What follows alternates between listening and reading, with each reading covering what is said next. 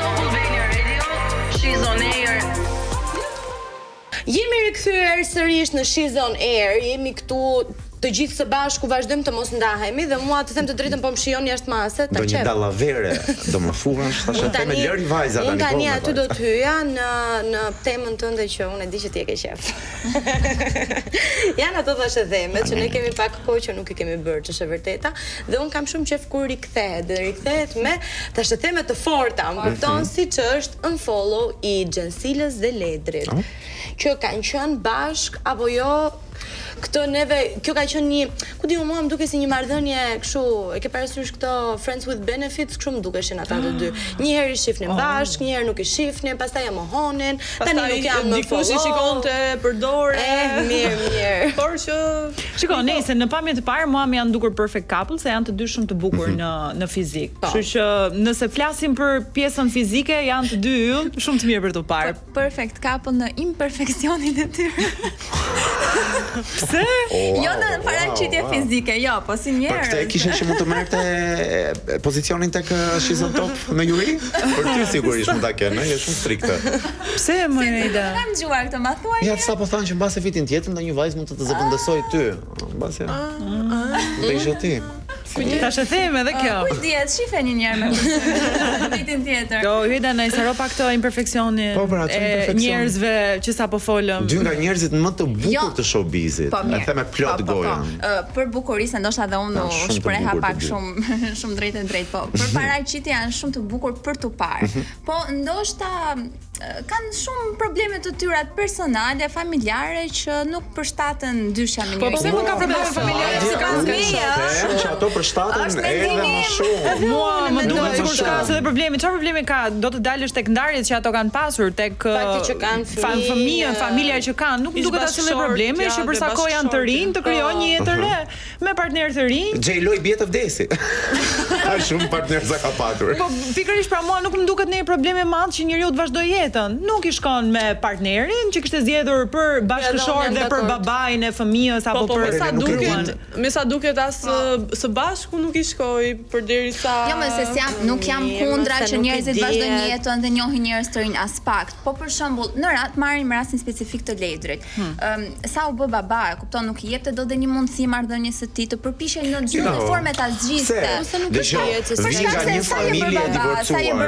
vi nga një familje e divorcuar. Gjëja e parë kur prindrit e mi më kanë thënë që do divorcohemi, kam thënë pse se keni bërë më para. Unë mendoj që nëse marrëdhënia midis prindërve nuk shkon, fëmia shpëton kur ata të dy ndahen. Në moshë shumë të madhe. Unë kam rastisur si Sarën, se Sara jemi në një lagje me Sarën dhe kam thënë ju çash një gjë, ha pra tani. Ja ta shpjegoj. Çash diçka kaq e madhe që këta duhet të ndahen, çfarë nuk shkon. Tani nuk shkon, nuk janë një arsye që janë ndarë të gjithë njerëzit e tjerë, dhe ishin në krevatin e tyre që i pan. Ka humb pak vlera e familjes, ka humbur. Nuk mendoj kështu. E di pse për një gjë më të vogël po ndahemi ne. Po tregoj raste që ne nuk e dim gjëja më e vogël apo gjëja më e rastisur me këta persona. Se kemi qenë me ata. Dgjoj, un kam qenë me çepen e ha tani. Çepen dhe ju.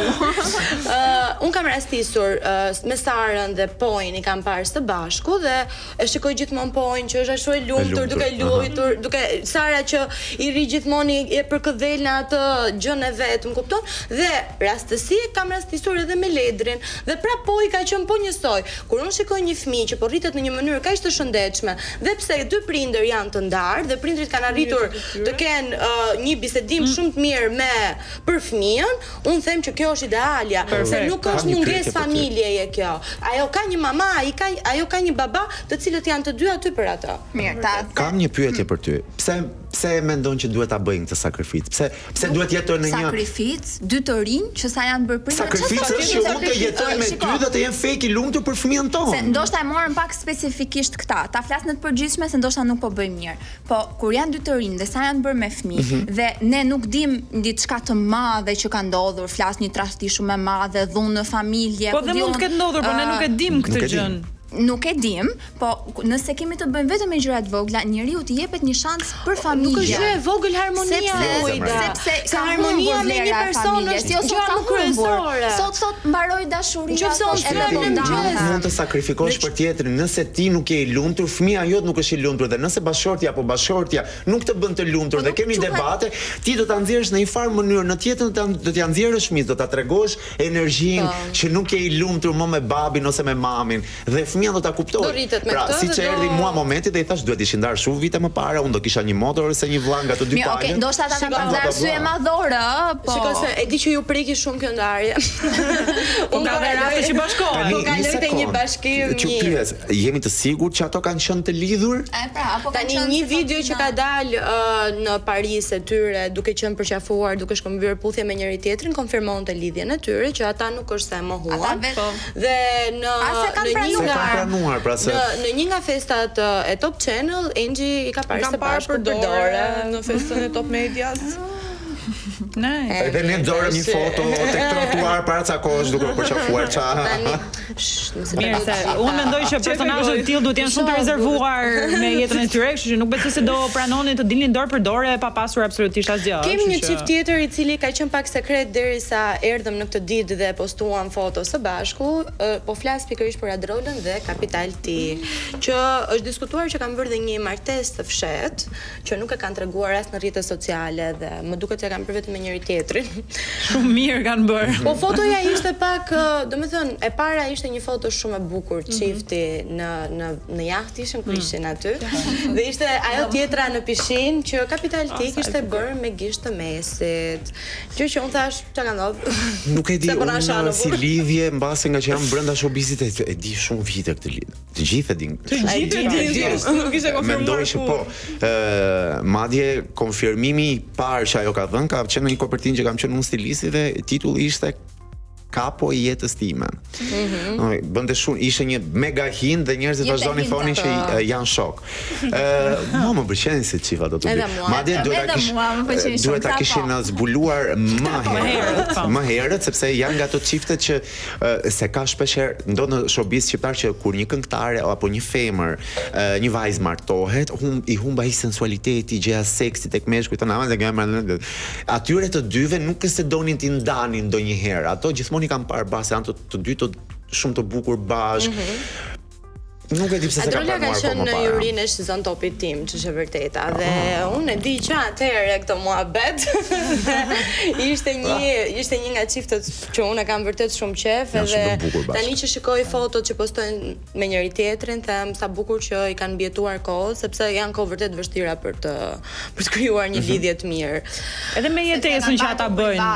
Po. Gjëja private reziston. Tani se ja dalin ata flasin. Unë do kaloj te këto të tjera probleme që meqense folëm për Gjensilën, po flas dhe pak për Besin. Para disa ditësh vajza vajza e Gjensilës dhe Besit ka pasur ditëlindjen dhe Besi ka postuar një video që unë të them të drejtën nuk kam qenë shumë pro asaj videos, sepse tregon Besin që po i jep disa mesazhe vajzës së tij përpara se të frynte qirin në mes të gjithë ku i thonte që gjëja kryesore është tek njeriu mos mirënjohja.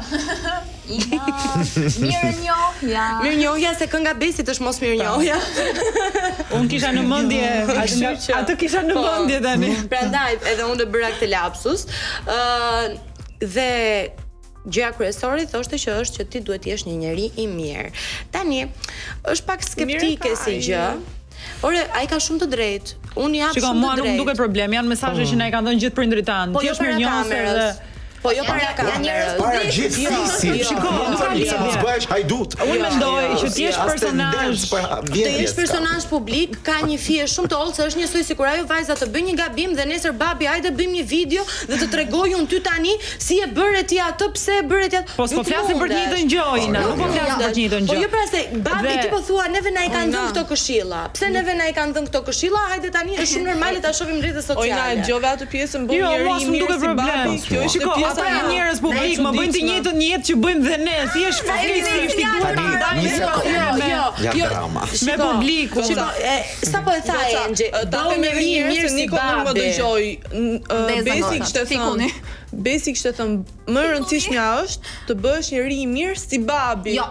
Do me thënë, ai tha të thuash fjalën e mirë dhe të jesh një njeri i mirë se babi këto është përpjekur të bëjë diçka e tillë. Mirë, po fakti që e tha para kamerave, çfarë kishte ka është njëri publik. Jo ka dhe Madje, të them mendimin njerëzit po dalin para kamerave dhe po tregojnë historitë më tragjike të jetës që mund t'i mbajnë dhe për Është tjetër gjë që unë të jap një mesazh nga jeta ime personale dhe është tjetër gjë që unë të dal dhe të them që bëu njëri i mirë si babi, se mirënjohja është gjëja më e mirë që babi ka. Se, do me thënë, tani mendon që ishe spond për dikë? Unë mendoj se po. Se nuk mundesh do të nxjerrësh veten tënde mirë, nëse i referohemi dhe këngës, pastaj patjetër që edhe mund të jetë e tillë, mund të jetë goditur. Unë mendoj që si dy njerëz të rritur, duke njohur të dy, unë i kam miq shumë të mirë, të dy kam punuar me të dy, mendoj gjërat personale, nuk do t'i përfshinin kurrën e kurrës vë dorën në zjarr. Paktën publikisht kurrën e kurrës nuk do përfshinin partnerët. Shikoj se kjo tema mua më ndezë e di, por di respektin e tyre pas gjithë gjës që kanë. Unë dua të kaloj te një tjetër, thashë them, po një sken do ta quaj unë, që mua më nxehu gjithashtu këtë një nga puntatat e Top Arenës, ku e ftuar ka qenë Esme dhe është intervistuar nga Mateo. Unë e kuptoj këtë Mateon që përpiqet të tregoj që është një djalë që e respekton shumë Brikenën, lidhjen e tij, nuk ja jep dorën çdo lloj goce, nuk i bën komplimenta e gjithë të gjën. Po ka një gjë që unë mendoj se njeriu ka respekt për njeriu një herë, pastaj është femër, pastaj është çfarë mund të jetë. Tash unë mendoj që ajo e kishte egzageruar pak. Unë personalisht shumë mendoj. Shiko, kur unë pasha të gocën që ajo ishte veshur me fustan mbrëmje, me taka, po bënte pompa dhe në momentin që ajo u ngrit në gjunjë dhe i tha, "Ma jep pak dorën" dhe ai rrinte e shifte kështu, ajo ishte skena më e shëmtuar që unë kam parë. Mirë, okay, po që ajo e ka ngacmuar vazhdimisht gjatë gjithë intervistës, kjo është pak po e sigurt. Po s'është vetmja, ka ardhur kush ka qenë shumë personazhe që Mateon e ka ngacmuar mbrapsht në nuk është në dorën e Mateos nëse do të ndaj vëmendjen e tij me ty, nëse do ta ndaj zhurmën dhe thotë, "Ok, e kuptoj që do të marrë zhurmë nga mua, unë s'dua t'jap." Po, dhe mua më pëlqen shumë kjo gjë. Mateo është moderator aty dhe si moderator është i detyruar që të bëjë një se mund na vi dhe neve një i ftuar këtu që na ngacmon është i qarë fare. Jo, se është i ftuar do me respektuar